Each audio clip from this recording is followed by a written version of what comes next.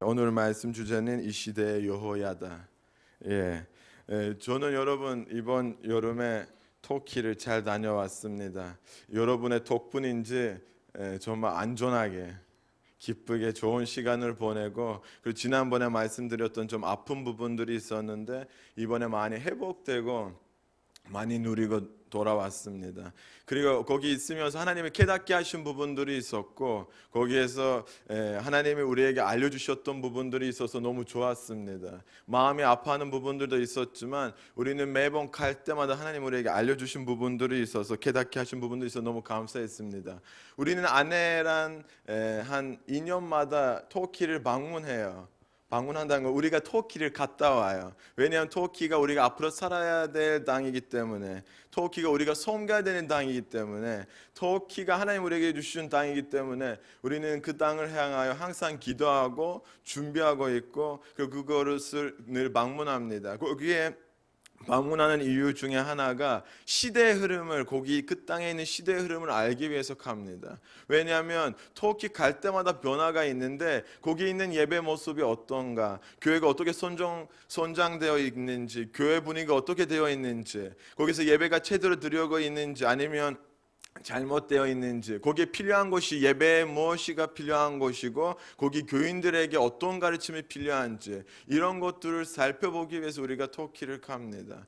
여러분 정말 갈 때마다 그 변화하는 환경들을 보면 너무 깜짝깜짝 놀랄 때가 많아요. 이번에 갔는데 나라 전체가 많이 변화되어 있고, 지난번에 우리가 선교 축제 때 터키에 대해서, 무슬림에 대해서 얘기를 했는데, 이번에 갔을 때도 그 터키 나라가 더 많이 이슬람화되는 것들도 볼 수도 있었고, 교회 안에서 여러 가지 이제 상황들을 볼 수가 있었어요. 이번에 우리가 한 달 가까이 터키에 있었는데 한 3, 4주는 현지인들과 같이 주일 예배를 드릴 수 있는 기회가 있었어요. 그래서 아내와 함께 터키 지역들에 있는 몇 가지 교회를 방문하고 거기 있는 예배들을 드리고, 그리고 거기 있는 선교사님들과 사역자들과 만나서 교제를 많이 나눴는데 좀 마음이 아팠어요. 제 나라이지만, 제가 앞으로 사역할 나라지만 거기의 예배 모습을 보고 마음이 너무 아파하고 너무 슬펐습니다. 2년 전에라도 터키가 충만했었고 예배가 살아있었고 헌신하는 사람들이 너무 많았어요. 터키 예배 자리에 있으면 그래도 은혜가 있었다는 것을 느낄 수가 있었어요. 분위기가 그런 충만한 분위기였는데 예배를 듣는데 은혜라는 걸 느낄 수가 없는 거예요. 2년 안에 너무 많이 변화되는 거예요. 예배 자리에 앉았는데 너무 종교적인 형식 같아요. 예배가 어떤 느낌도 없고 하나님이 살아계신다는 느낌이 느껴지지 않고, 찬양을 입에서 부르는데 그 찬양이 내 마음에 감동을 주지 않고 하나님 앞에 갈 수 있게끔 막 어떤 영향을 주시지 않은 거, 예배가 영향이 없는 그냥 노래 부르는 듯, 노래 찬양 부르고, 말씀을 전하는 사람은 말씀을 전하는데 율법을 전하고 복음보다는 좀 왜곡되는 부분들을 많이 강조하고, 이번에 갔는데 타락해지는 목회자들을 보고 충만했던 그 목회자들이 자기 세상의 것들을 타협하면서 성적인 타락, 물질적인 타락들 때문에 교회가 엄청 상처를 입고 성도들이 상처 입은 모습들을 보고 마음이 너무 아팠습니다. 그 땅이 이렇게 빨리 변화되는 것이 이유가 무엇인가 고민을 많이 했어요. 청년들을 만나는데 그 2년 전에 은혜 받아서 섬겼던 그 청년들이 교회에서 그 섬기는 헌신했던 자리에서 물러가고 교회를 떠나는 청년들도 있었습니다. 그런 모습을 보면서 하나님이 2년도 안 되는 이 청년들을 어떻게 이렇게 빨리 변할 수가 있고 어떻게 이렇게 세상에 다시 돌아갈 수가 있어요. 그만큼 교회가 그들에게 영향을 끼치지 못했다는 거예요. 그만큼 목회자들이 그들에게 영향을 끼치지 못했다는 거예요. 그만큼 교회가 해야 되는 역할을 못했다는 거예요. 그만큼 예배가 타락해졌다는 거예요. 그만큼 성도들의, 목회자들이 타락해졌다는 것을 그 예배 가운데 느낄 수가 있었어요. 선교사님들의 얘기 들어보면 새로운 무슬림 가족에서 태어나는 전년들이 예수님을 영접하고 교회 안으로 들어오는 거예요. 새로운 영혼들이 그렇게 일어나고 있는 거예요. 문제점이 뭐냐면 그들에게 선한 영향을 끼칠 만한 지도자가 없다는 거예요. 이들이 은혜를 받고 하나님을 인격적으로 꿈을 통해서 만나서 교회 안으로 왔는데, 하지만 교회 안에서 좋은 것을 보지 못하고 교회 안에서 배울 만한 영향을 받을 만한 좋은 것이 없어서 결국은 어디로 다시 돌아가는 거야? 세상으로 다시 돌아간다는 거야. 이거를 보면서 마음이 너무 아파했어요. 저는 이것 중에 제일 문제점은 9세대에 있다고 보게 됐어요.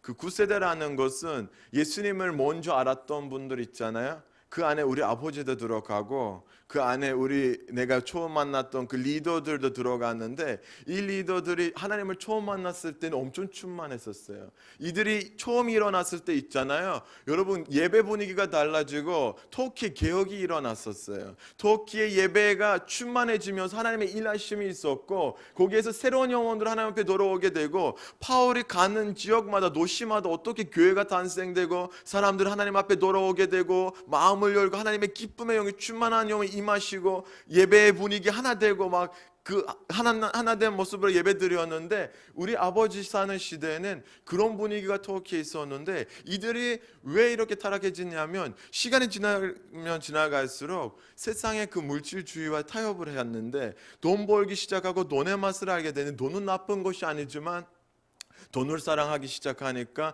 돈을 중요하게 여기기 시작하니까 그들은 하나님이 버리기 시작하고 하나님의 등 돌리기 시작하고 결국은 돈을 향해 살다 보니까 교회에서 엄청난 안 좋은 영향을 끼친 거예요. 젊은 사람들에게 물어봐요. 너는 교회를 왜 떠났냐라고 물어볼 때는, 나는 그 사람이 교회에 있으면 가기 싫어요. 그 사람이 설교하면 가기 싫어하는 그 사람들이 9세대예요. 하나님을 처음 만났던 사람들이, 그 지도자들이 거기에서 말씀을 전하는데 그들의 삶과 신앙이 일치하지 않기 때문에 대부분 청년들은 거기에 상처받고 있어요. 우리 누나들하고 남동생들 그런 거 보고 마음이 너무 아팠어요. 그들에게 뭐가 필요하냐면 개혁이 필요한 거예요. 그들이 원래 종교개혁 500주년이라서 이런 말씀을 전하는 게 아니에요. 요즘에 보니까 교회 곳곳마다 종교개혁 500주년이라서 막 특별한 행사를 하는데, 행사라서 부흥이 일어나는 게 아니에요. 우리 개혁을 일으키자 해서 개혁이 일어나는 게 아니에요. 개혁은 예배가 타락해지는 것에서, 목회자가 타락해지는 것, 선도가 타락해지는 것에 개혁이 필요합니다. 개혁이 있어야 돼요. 개혁이 있어야 부흥이 일어날 수가 있는데, 저는 터키 땅 가운데 개혁이 필요하다고 생각해요. 하나님은 새로운 신세대의 복음적인 사람 리더들을 키워야 돼요. 하나님이 그런 신세대에서 새로운 일꾼들을 세워주시고 이 새로운 다음 세대를 키워야 되는 리더들이 필요하다고 생각해요. 그래서 나는 그것을 위해서 기도하고 마음 아파했을 때 오늘 본문을 하나님이 나한테 말씀으로 주셨던 거예요.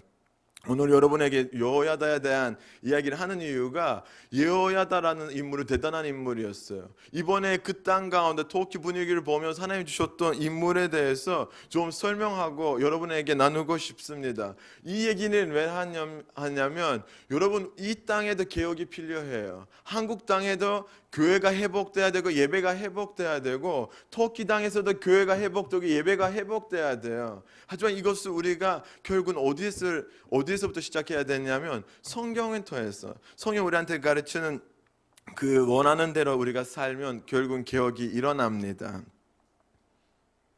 원래 타임이 아멘 하는 타임인데 내가 혼자서 얘기하는 것 같아요. 아니죠?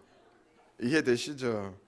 여러분, 개혁을 원하세요? 정말 예배가 회복되시기를 원하세요? 오늘 하나님이 그런 역사 우리 가운데 하셨으면 좋겠습니다. 저와 여러분이 변화돼서 그런 일들을 하는 사람들 됐으면 좋겠습니다.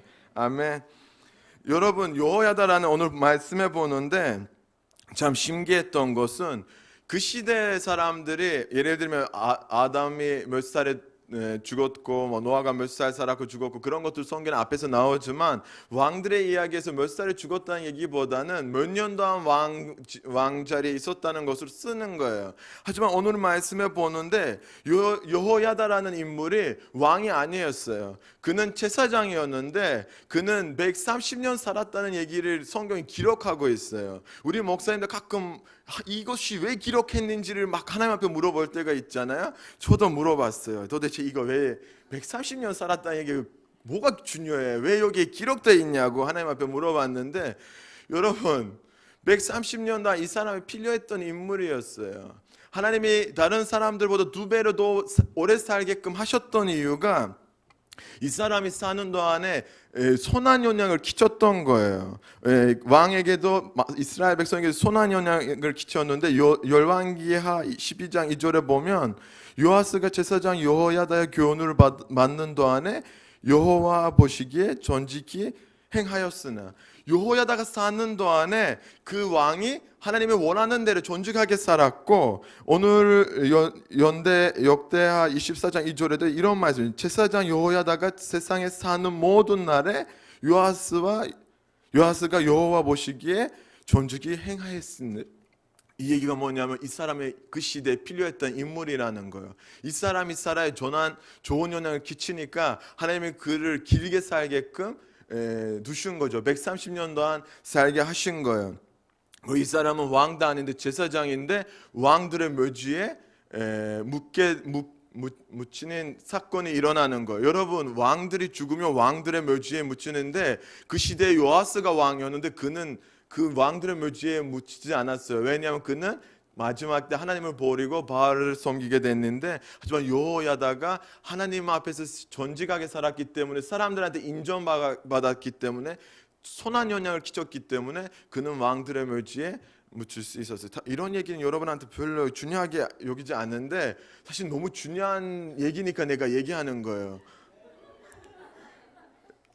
여호야다라는 그만큼 영향력이 있었고 그만큼 인정받았다는 거예요. 하지만 인정받았다는 것은 16절에 나왔는데, 그는 이스라엘과 하나님과 그 전에 대하여 선을 행하였다. 이스라엘과 하나님과 그 전에 대하여, 성전에 대하여 성을 행하였다는 거죠. 저는 하나님 앞에 물어봤어요. 도대체 여호야다가 도대체 어떤 일을 했을까? 그가 어떤 배경에서 어떻게 살았는데 하나님은 그를 어떻게 쓰시는지 너무 궁금해서 제 말씀을 좀 연구하게 좀 보게 됐어요. 오늘 그런 부분들을 여러분랑 같이 나누고 싶어요. 여호야다가 살았던 시대는 BC 한 841년하고 835년. 숫자 얘기하는 거 어려워요. 외국인한테는 이해해 주세요. 네. 웃기려고 하는 게 아닌데 원래 이렇게 웃기는 성격이 있어요. 그 시대에 남유다를 다스렸던 여왕이 있었어요. 아달랴라는 여왕이 있었는데, 그는 어떤 사람이라면 아달랴 같은 시대에 살았던 사람인데, 아달랴는 이스라엘의 아합과 이사벨라는 어떤 부부, 왕하고 그의 아내에 대해서 이제 이야기 나오는데, 그의 다른 일이 아달랴예요. 누군지 이해됐어요? 왜 이 얘기를 하냐면 이 여자의 부모가 이스라엘을 타락하게끔 엄청난 나쁜 영향을 끼쳤던 사람들이에요. 다른 왕들에 대해서 성경을 보면 많이 기록되지 않는데 이 왕에 대해서, 아합과 이사벨에 대한 이야기가 몇 장에 걸쳐서 나오는 거예요. 그만큼 이 사람들이 안 좋은 영향을 끼치고 이스라엘 백성들이 타락해지고 하나님보다는 바알을 섬기게 하고 우상 숭배하고 하나님의 성전을 버리고 거기에 바알의 신전들을 세우면서 계속 백성들을 안 좋은 영향을 끼쳤던 사람들이 이 부부예요. 그 부부의 딸은 누구죠? 아달랴라는 거예요. 이 아달랴가 남왕국으로 이제 왕으로 결혼하고 그의 자녀들이 이제 왕이 되고, 결국 이 여자가 왕이 되면서 남유다에게도 안 좋은 영향을 끼쳤다는 거예요. 이 여자가 살았던 시대 어떤 시대라면 모든 이스라엘 백성들은 하나님을 버리고 어떻게 했냐면 바알을 섬기기 시작하고 우상 숭배하고, 그리고 하나님에서 완전히 벗어나고 타락해졌던 그런 상황이에요. 그리고 이 여자가 너무 악한 행동을 취하는데, 어떤 행동이냐면 그 유다 왕의 가족에 있는 모든 사람들 죽이기 시작했어요. 이거 무슨 의미라면, 처음에 들을 때는 별로 의미가 이해가 안 되는데, 유다 왕은 다윗의 후손들만이 왕이 되는 거예요. 하나님이 약속하셨어요. 다윗의 후손들 영원히 왕 위에 있게 되고, 거기 후손에서 누가 오겠다고 했어요? 메시아가, 예수님 오겠다는 약속을 했는데, 하지만 이 여자가, 이 아달랴라는 여왕이 그거를 막으려고 하는 거예요. 그래서 그 다윗의 후손들의 씨를 마르게 하게끔 모든 사람들 죽이기 시작했는데, 자기가 왕자리에 있으니 엄청난 권력이 있는 거예요. 하지만 이 여자를 막을 수 있는 사람은 바로 여호야다라는 인물이라는 거예요. 그 사람은 권력이 없었지만 하지만 여호야다라는 사람이 이 악한 사람의 계획을 막을 수 있고 하나님의 말씀을 손추되게끔 역사하셨던 사람 중에 하나예요.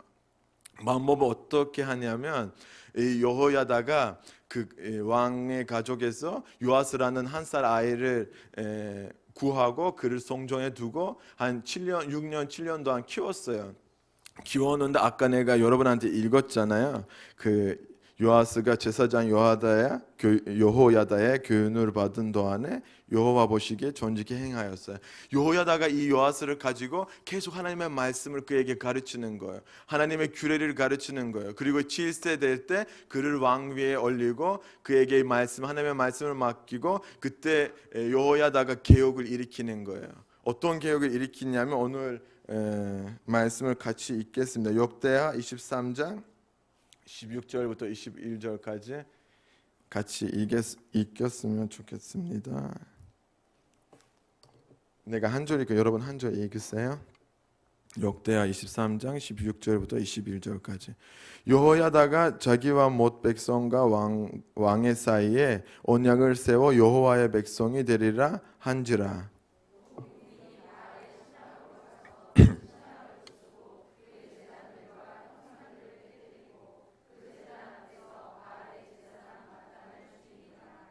여호야다가 여호와의 전에 직원을 세워 제사장 레위 사람의 수하에 맡기니 이들은 다윗의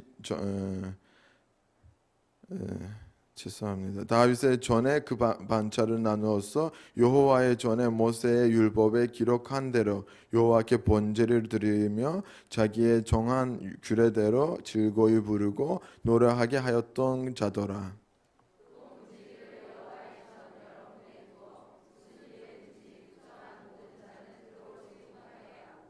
백부장들과 정귀한 자들과 백성의 반백들과 온 국민이 거느리고 왕을 인도하여 여호와의 전에서 내려와서 윗문으로 조자 왕궁으로 이르러 왕을 나라 보좌에 앉히매.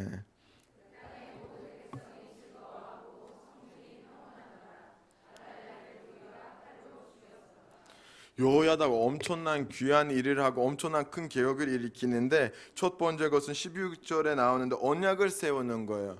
여러분 하나님과 이스라엘 백성 사이가 갈라지게 되고 그들 사이가 하나님과의 관계가 끊어졌기 때문에 첫 번째 여호야다가 하는 개혁은 그 끊어졌던 관계를 회복하는 것이었어요. 그들과 하나님과 이스라엘 백성 가운데 언약을 맺은 거예요. 여러분 악한 것은 항상 하나님과 우리 사이를 갈라지게 하는 거예요. 항상 하나님의 은혜와 하나님의 보호 아래서 우리가 살지 못하게끔 우리를 유혹하고 그 사이를 갈라지게 하는데 하지만 여호야다가 하는 일은 메시아가 하는 일을 하는 거예요. 하나님의 메시아가 오면 어떻게 하는 거예요? 하나님과 하나님의 백성 회복하고 그 끊어졌던 관계 회복하는 사역을 할 텐데 여호야다가 똑같은 사역을 하는 거예요. 이스라엘 백성과 하나님의 그 끊어졌던 관계를 회복하게끔 언약을 맺는 거예요. 너희는 하나님의 백성이니 하나님의 백성답게 살아라. 너희는 하나님의 말씀을 지키고 하나님만을 예배하고 너희는 하나님의 그 규례를 대로서 살고 하나님의 그 선택된 백성이라는 것을 잊지 말아라는 것을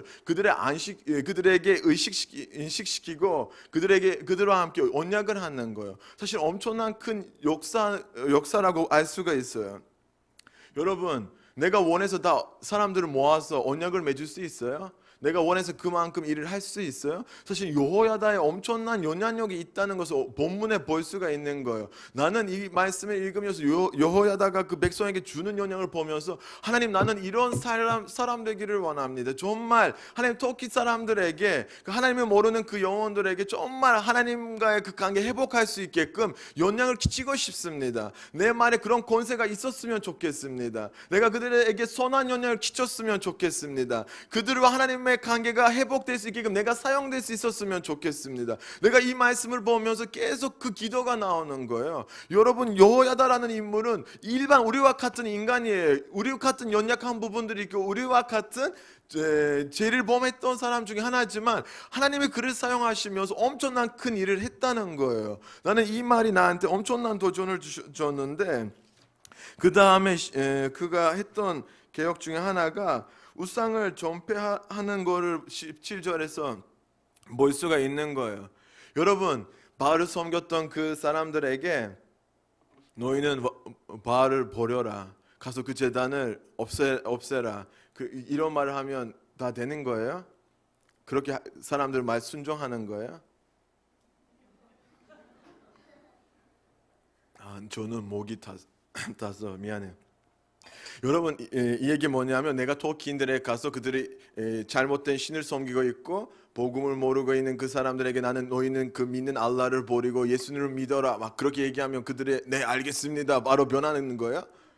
말도 안 되죠, 그렇죠? 선교사님들이 얼마나 울면서 그 땅에서 피 흘리면서 눈물 흐르면서 아무리 기도해도 그 땅이 그렇게 변하지 않는데, 이렇게 연약력이 있다는 거 너무 대단한 거 아닌가요? 그 사람들 한 자리에 모이고 그들이 잘못했던 그 신앙들, 우상들 버리게끔 영향을 끼쳤다는 것이 너무 대단한 거 아닌가요? 나만 대단하게 생각하는 것 같아요. 너무 신기한 거예요. 정말 그래요. 그 우상들을 버릴 수 있다는 거, 없앨 수 있다는 건 엄청난 큰 파워고 영향력이 있었다는 거. 여호야다에, 나는 여호야다 같은 사람이 이 시대에 필요하다고 생각하는 사람이에요. 그렇죠? 그리고 세 번째로 그가 했던 개혁은 18절하고 19절에 나오는데 제사도를 당행했어요. 그는 어떤 일을 했냐면 하나님 앞에서 예배가 회복돼야 된다는 것을 그는 알고 있었어요. 하나님이 우리를 예배하기 위해서 부르셨고 하나님이 우리를 예배하기 위해서 만드셨고 예배를 하나님이 너무 귀히 여기시는데 예배가 타락해졌으니까 여호야다 하려고 하는 것은 먼저 예배를 회복하는 것이 그에게 개혁 중에 가장 중요하다고 생각했던 것이에요. 그는 그 하나님 앞에서 잘못된 세워준 예배들을 회복하기 위해서 새로 제사장들을 세우고 레위인들을 세우고 찬양하는 사람들을 세우고 그 하나님의 말씀대로 예배하는 것을 가르쳤어요. 우리는 여기에서 다 예배하러 오는 거 맞죠? 하지만 여러분 아세요? 우리는 하나님의 마음에 합당한 예배가 아니면 하나님은 그 예배를 받아들이지 않는 것을 아세요? 하나님은 예배를 너무 중요하게 하고 하나님은 우리가 예배 드리기를 원하지만 우리의 예배는 우리 원하는 대로가 아니라 하나님이 원하는 말씀 중심된 예배, 하나님이 원하는 예배가 돼야만이 하나님은 그거를 기뻐 받을 수가 있는 거예요. 그것이 아니면 하나님은 그런 예배를 받지 않으세요. 여러분, 하벨과 가인의 삶을 보면 하나님이 받았던 예배와 거부했던 예배를 볼 수가 있고, 하론의 자녀들이 하나님 앞에서 제사 예배를 드릴 때 하나님이 거부했던 예배가 있었죠. 그들을 죽였던 것 있었죠. 나 아시죠? 그거 무슨 얘기라면 예배는 우리의 원하는 대로가 아니라 하나님이 원하는 대로 예배를 드려야 그때 여러분 하나님의 역사들이 일어나요. 예배 가운데 회복이 있어요. 예배 가운데 변화가 있는 거예요. 여호야다가 그걸 알고 있었다는 거예요. 예배가 회복돼야 이 땅이 변할 수가 있다는 걸 알고 있는 거예요. 여러분, 우리 예배가 회복돼야 이 땅이 변할 수가 있는 거예요. 우리가 예배하는데 그 가운데 변화가 없어요. 내 삶이 변화되지 않아요. 내 인생이 변화되지 않아요. 내 생각이 변화되지 않아요. 옆에 있는 사람들이 영향을 끼치지 못해요. 그럼 그 예배를 좀 생각해야 돼. 정말 하나님 앞에서 드리는 예배인지 아닌지를 확인해야 되는 거예요. 예배 가운데 하나님이 역사하십니다. 예배가 이 땅을 회복시키게 하는 것입니다. 여러분, 웨슬리와 여러 가지 개혁하는 사람들이 하나님의 말씀을 외쳤던 사람들이 그들이 가서 예배 드리는 것에서 어떤 변화가 일어나면 술집들이 문 닫게 됐어요. 자, 몸 파는 여자들이 그 일을 그만둬 도둑들이 간도들이 하나님 앞에 돌아오는 역사가 있었어요. 참된 예배 가운데 그런 변화가 있는 거예요. 우리가 여기서 예배 드리면 여기 근처가 변화해야 되는 것은 맞는 거예요. 예배에 그만큼 파워가 있다는 거예요. 하나님의 백성이 회복될 수 있는 자리가 예배 자리예요. 우리 예배가 회복되지 않으면 우리 아무리 열심히 노력해도 아무리 선교를 많이 연구해도 아무리 공부해도 효과가 없다는 거예요. 어떤 역사도 일어나지 않는 거예요. 사람들에게 좋은 영향을 끼치려면 먼저 우리 안에서 예배가 회복돼야 돼요. 우리 예배가 회복돼야만 우리가 선한 영향을 끼칠 수가 있다는 거예요. 여호야다가 이걸 알고 있었다는 거예요. 그래서 그가 개혁했던 것 첫 번째 것 중에 하나가 예배를 바꾸는 거였어요. 하나님이 원하시는, 하나님이 기뻐하시는 예배가 무엇인지 그거를 말씀대로 다 적용하고 예배하기 시작하니까 여러분 변화가 일어나는 거예요. 그 이스라엘 사람들을 회개하기 시작하고 그들이 잘못했던 생각들, 우상들을 다 버릴 수가 있었던 것은 예배 가운데, 참된 예배 가운데 하나님이 함께 하시기 때문에 가능했다는 거예요. 요즘에 예배가 타락해지고 요즘에 교회가 영향력이 없는 이유가 우리가 하나님이 원하시는 예배를 드리지 않았기 때문에요. 하나님이 즐거워하고 기뻐하는 예배를 하나님 앞에서 드리지 못하기 때문에 우리가 영향력이 없다는 거예요. 하지만 여호야다가 이렇게 영향을 끼칠 수 있었던 것은 잠든 예배를 드렸던 사람이겠죠. 저는 이런 변화를 터키에서 일어나기를 원합니다. 이런 변화가 성전이 예배되고 백성이 회복되고 그리고 예배가 회복되는 것이 한국 땅에서도 있기를 원합니다. 그런 개혁을 일으킬 만한 사람들 우리 안에서 하나님이 세워주셨으면 좋겠습니다. 저와 여러분이 그런 사람들이 됐으면 좋겠습니다. 저는 이 여호야다의 삶을 이제 그 환경들을 보고 그는 그 시대에서 어떻게 이런 선한 영향을 끼치는지 보면서 도대체 이 사람의 특질이 뭔가, 이 사람이 이렇게 영향을 끼쳤던 비결이 뭔가, 이 사람에 대해서 너무 많이 집중하게 됐어요. 이 사람이 엄청난 영향력이 있는데 도대체 이거의 비결이 무엇인지를 이제 봤는데 내가 세 가지로 그걸 정리했어요. 그는 하나님의 사람으로서 영향력이 있었고 본이 될 만한 사람이었어요. 그걸 더 자세히 설명할게요. 두 번째는 그는 한 사역자로서 본받을 만한 사람이었고 영향을 끼쳤던 사람이었어요. 세 번째 그는 한 부모로서 본을 받을 만한 사람이고 영향을 끼쳤던 사람이었어요. 이걸 이제 풀어줄게요, 여러분한테. 한 사람으로서 하나님의 한 사람으로서 어떻게 영향을 끼쳤고 그리고 끼친 이유가 무엇인지 비결은 무엇인지 여러분 말씀할게요. 그의 이름은 여호야다예요. 여호야다. 여호와 플러스 야다라는 거예요. 하나님은 아시는 자, 하나님을 아는 자, 하나님을 아시는 자라는 뜻인데 이 사람은 여호야다라는 인물은 하나님과의 친밀한 관계가 있었던 사람이었어요. 이는 하나님의 일원으로 지식으로 아는 사람이 아니었어요. 여러분 야다라는 단어가 원어에서 보면 알다라는 의미인데 우리가 생각하는 그 지식과 일원으로 아는 것이 아니라 부부 관계를 얘기하는 거예요. 그렇게 친밀한 관계를 얘기하고 하나님과의 그의 그런 친밀한 관계가 있었다는 것을 말씀하고 있어요. 여러분 유대인들에서 이름이 있다는 것은 그 사람의 자신을 가리키는 것이만은 아니라 인격까지도 가리키는 거예요. 너의 이름은 노아잖아요. 어디 가면 평화를 줘요. 이 평화를 주기 위해서 기도해. 하나님 나는 가는 곳에 평화가 있었으면 좋겠어. 내 이름대로 살았으면 좋겠어요 하는데 여호야다가 자기 이름대로 살았어요. 하나님과의 친밀한 관계가 있었어요. 하나님을 제대로 알고 있었어요. 하나님의 어떤 마음을 가지고 하나님이 어떤 분인지를 잘 알고 있었어요. 그는 모든 것 그 하나님을 제대로 알기 때문에 다른 사람들에게 하나님을 가르칠 수가 있었고 영향을 끼칠 수가 있는 거예요. 여러분 우리는 지식을 아무리 알아도 사람들에게 영향을 끼칠 수가 없어요. 우리는 깨달음이 아무리 있어도 신학을 10년 해도 우리는 사람들을 변화시킬 수가 없어요. 우리는 하나님을 인격적으로 만나지 않으면 하나님과의 친밀한 관계가 있지 않으면 우리는 하나님을 알 수도 없고 사람들에게 영향을 끼칠 수가 없는 거예요. 여호야다의 최고의 비결은 하나님의 정말 친밀한 관계를 통해서 하나님을 알았던 사람이었어요. 저와 여러분은 그런 사람이 되기를 원합니다. 우리는 정말 하나님의 지식과 이론으로 아는 것이 아니라 하나님을 생명으로 인격적으로 만나서 알았으면 좋겠습니다. 날마다 그 하나님을 경험했으면 좋겠습니다. 여러분 그 시대에 타락했던 사람들 너무 많았어요. 여호야다 살았던 시대에는 많은 사람들이 우상 숭배하고 많은 사람들이 자기 유익을 위해서 물질적인 것들 자기 잘 되는 것을 위해서 날아가고 잘못된 행동들을 했었지만 여호야다가 그 시대에서는 계속적으로 하나님을 붙잡을 수 있었던 거는 그는 잠든 하나님을 만났고 경험했었던 거기 때문에 그는 끝까지 그렇게 살 수 있었다는 거죠. 우리는 이 시대를 본받지 말라고 예수님이 말씀하셨어요. 우리는 이 시대가 살아나는 것처럼 살지 말라고 주님이 말씀하셨어요. 하지만 우리도 모르게 이 세상의 흐름을 따라가요. 교회 안에서도 마찬가지고 우리 가족 안에서도 마찬가지고 일반 사람들이 어떻게 사는지를 보고 우리도 똑같이 따라할 때가 너무 많아요. 하지만 하나님 말씀하신 것은 너희는 나를 따르라 나를 본받으라는 거예요. 여러분 내가 호세아를 읽었는데 호세아가 북이스라엘 멸망하기 전에 외쳤던 말씀이 있어요. 여호와를 알자 힘써 여호와를 알자. 여러분 잘 아시는 말씀이죠. 그렇죠?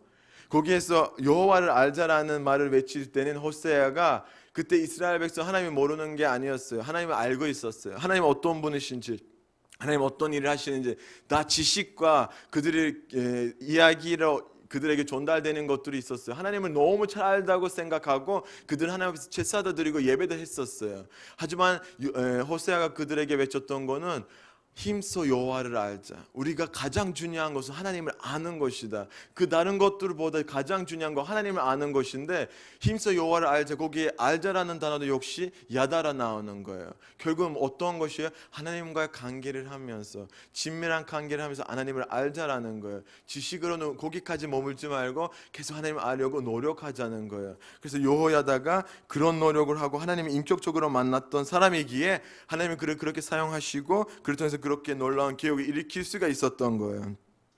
두 번째, 그는 한 사역자로서 많은 영향을 끼쳤고, 그리고 우리에게 본이 됐는데, 여러분 사역자, 그 시대 사역자들도 그 왕이 원하는 대로 변화되고 우상 숭배하고 바알의 제사장이 되는 경우들이 많은데, 요즘에도 타락하는 사역자들 너무, 아까 내가 예를 드렸잖아요. 터키에 있는 사역자들 보니까 물질 취해가지고 아니면 성적인 타락을 하고 막 안 좋은 이야기들이 많이 나오는데, 시대마다 그런 거 있었지만 여호야다가 끝까지 하나님만을 섬겨 하나님만을 예배했던 사람이라는 거예요. 그는 예배가 회복되기 위해서 노력하고 성도들과 하나님의 관계 회복되기 위해서 힘썼던 사역자였어요. 그래서 우리 사역자들과 우리 성도들로서 본받아야 되는 부분은 그런 부분이에요. 우리는 예배를 회복되기 위해서, 성전이 회복되기 위해서 노력해야 되고, 우리와 하나님과 앞에 있는 예배가 회복되기 위해서 우리가 늘 주님 앞에 살아야 된다는 거예요.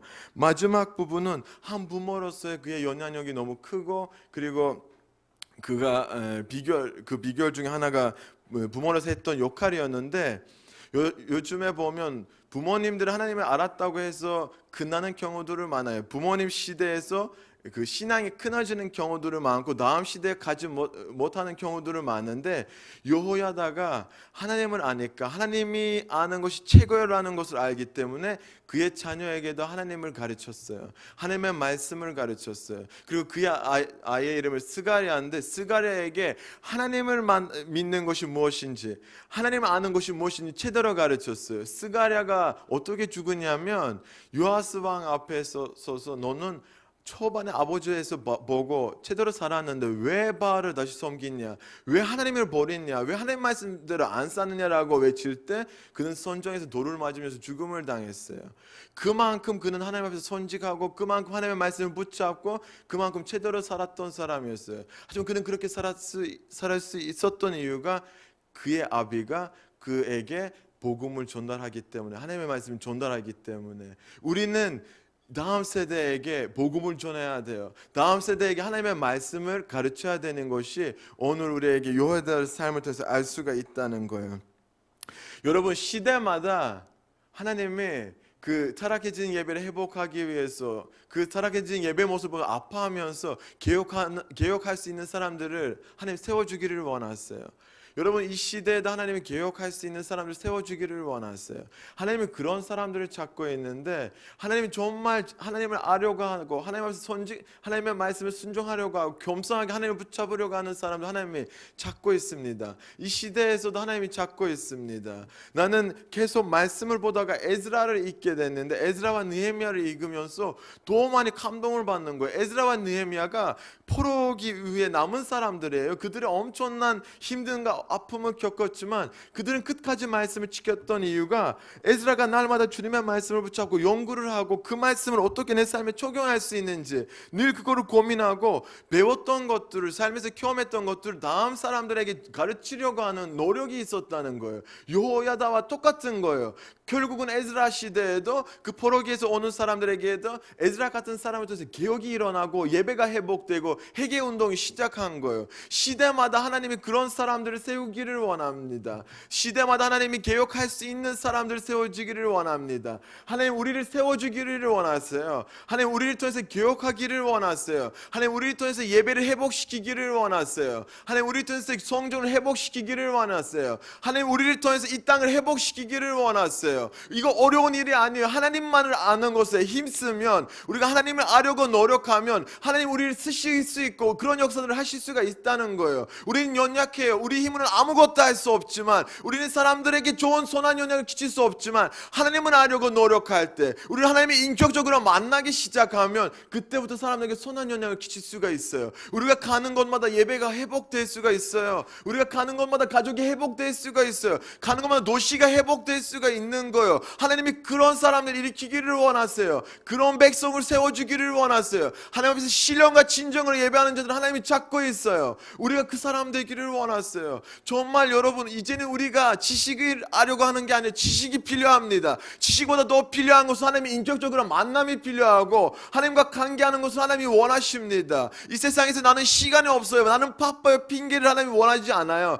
여러분, 우리 지금 사는 시대보다 더 나쁜 시대가 있었어요. 하지만 그때 하나님을 붙잡는 사람들이 있었어요. 하나님이 참된 진리라는 걸 알고 하나님을 붙잡고 하나님을 알려고 노력하는 사람들이 있었어요. 그 사람들이 있기에 하나님의 그 역사들이 끊어지지 않고 오늘날까지 올 수가 있었다는 거예요. 하나님이 그 한 사람 되기를 원하세요. 저와 여러분이 개혁하는 사람들이 되기를 원하세요. 주의 길을 예배하는 자들이 되기를 원하세요. 주님이 우리에게 사명을 주셨어요. 주님 다시 오신 그 길을 예배하라, 준비하라는 거예요. 우리가 지금은 나는 혼자서 예배하고 혼자서 누리는 삶을 사는 것이 하나님이 원하지 않아요. 하나님이 저를 통해서 이 땅을 변화시키기를 원하세요. 하나님 나를 통해서 예배가 변화되기를 원하세요. 하나님 나를 위해서 예배가 성정이 변화되기를 원하세요. 다음 세대가 변화되기를 원하세요. 다음 세대에게 참된 복음을 전하기를 원하세요. 가르치기를 원하세요. 하나님이 우리를 사용하시기를 원하세요. 하나님의 마음은 여기에 있어요. 하나님이 그 예배를 위해서 왕들을 움직이게 하신 하나님이에요. 하나님 예배를 위해서 많은 사람들을 움직이게 하신 하나님이에요. 계시록을 보면, 계시록의 첫 장부터 보면 한 6장, 3장까지, 4장까지는 하나님이 계속적으로 말씀하신 거 교회와 예배예요. 어디에서 첫사랑이 잃어버렸냐, 그거를 다시 거기 돌아가서 첫사랑을 회복하라고 말씀하세요. 너는 나를 처음 만났을 때 얼마나 그 열심히 있었고, 얼마나 간절하게 나를 아려고 노력하고, 얼마나 깨끗한 마음으로, 선결한 마음으로, 겸손한 마음으로 내 앞에서 예배 드렸는데 그 마음이 어디 갔어요? 그걸 회복하라. 다시 내 앞에 나와라. 다시 제대로 예배 드려라. 너는 이 타락한 것들을 버리고, 잘못된 것들을 버리고 회복하고 다시 내 앞에서 제대로 서라. 내가 너에게 승리하며 내가 너에게 이런 것을 저런 것을 주시겠다고 약속하시는 거예요. 하나님의 모든 관심은 예배라는 거예요. 여기에 오신 여러분은 이 자리에 오신 이유가 예배하기 위해서요. 하나님 여러분을 부르신 이유가, 저를 부르신 이유가 예배하기 위해서요. 우리가 처음에 마지막으로 회복해야 되는 것이 예배라는 거예요. 우리가 예배가 회복되면 여러분 가족이 변화돼요. 나는 이 가족을 변화시키기 위해서, 자녀들을 변화시키기 위해서 노력하시잖아요. 여러분의 안에 있는 예배가 회복되면 자녀들의 영향이 끼쳐요. 여러분 가족이 변화되면 여러분 근처에 있는 사람들이 변화되기 시작하고 도시가 변화되는 역사가 일어나는 거예요. 하나님은 개혁을 일으키기를 원하세요. 하나님 우리를 쓰시기를 원하세요. 우리가 그 자리에 들어갔으면 좋겠습니다. 저는 터키를 변화시키는 사람이 되기를 원합니다. 여러분 한국을 변화시키고 여러 열방을, 나라들을 변화시키는 사람들 됐으면 좋겠습니다. 하나님이 우리를 통해서 하실 수 있습니다. 우리가 힘쓰고 예수님을 알자, 여호와를 알자, 이거에 힘쓰자, 이것을 위해서 노력합시다. 우리가 오늘 가지고 있는 말씀을, 오늘 들었던 말씀을 가지고 예배로, 기도를 주님 앞에 나갔으면 좋겠습니다.